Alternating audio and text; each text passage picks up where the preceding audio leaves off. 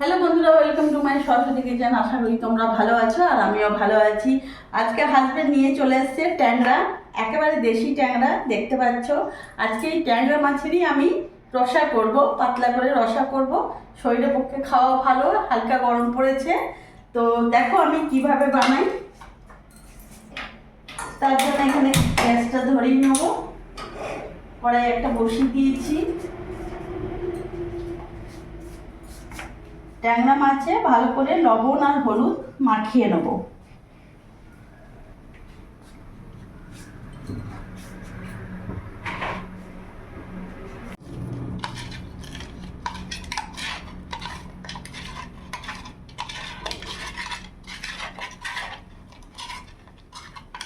ভালো করে লবণ হলুদ মাখিয়ে নিলাম। কড়াই গরম হয়ে গেছে, আমি এখানে সর্ষের তেল দিয়ে দেবো। রান্নাটা পুরোটাই সর্ষের তেলে হবে।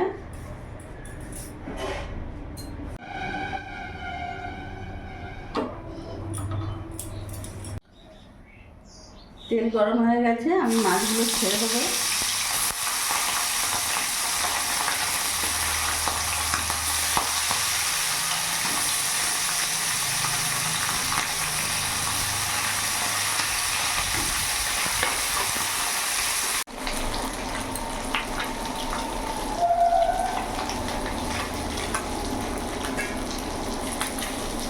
ট্যাংরা মাছগুলো ভাজা হয়ে গেছে, আমি এবার নামিয়ে ফেলবো।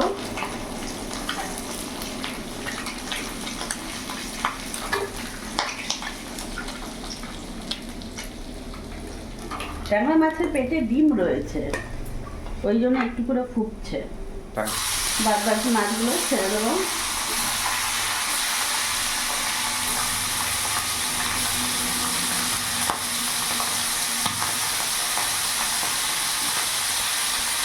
ছোট মাছের ডিম হয়? তো হয় না, ওই দেশি ট্যাংরা না, ওই জন্য। মাছগুলো একটু ভাজা হয়ে গেছে, উল্টিয়ে দিলাম।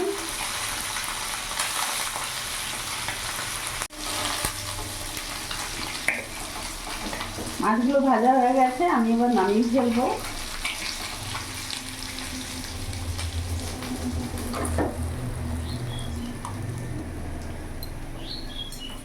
আমি আর তেল দেবো না, ওই তেলেই অল্প তেলেই রান্না করব। ফোড়নে দিয়ে দিলাম কালো জিরে,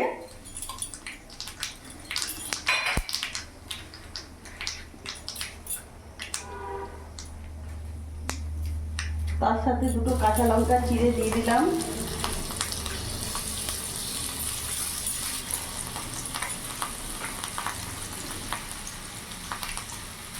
লবণ দিয়ে দিলাম, সামান্য হলুদ গুঁড়ো দিয়ে দিলাম, লঙ্কা গুঁড়ো দিয়ে দিলাম, জিরে গুঁড়ো দিয়ে দিলাম। ভালো করে মিশিয়ে নেব। এরই মধ্যে এখানে আদা লঙ্কা বাটা পেস্ট আমি দিয়ে দেবো।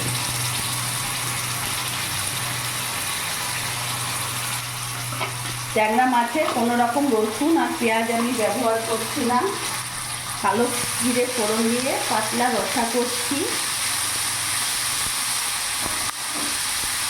যেটা খাওয়া খুবই ভালো শরীরের স্বাস্থ্যের পক্ষে। এখন হালকা হালকা গরম পড়েছে, খেতেও ভালো লাগবে।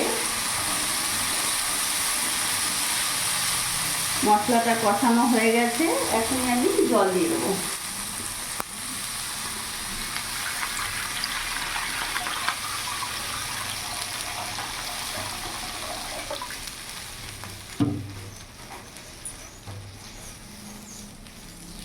ভালো করে ফুটতে দেবো আর কি।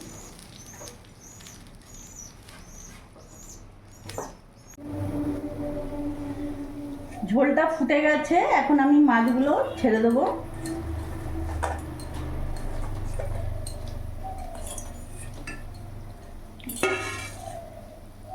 এখন কিছুক্ষণ ফুটিয়ে নেব।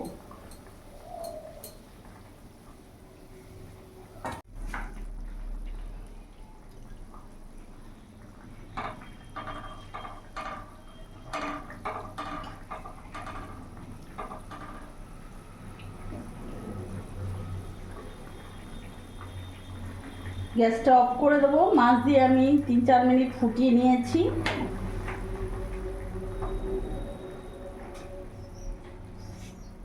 এবার নামিয়ে ফেলবো।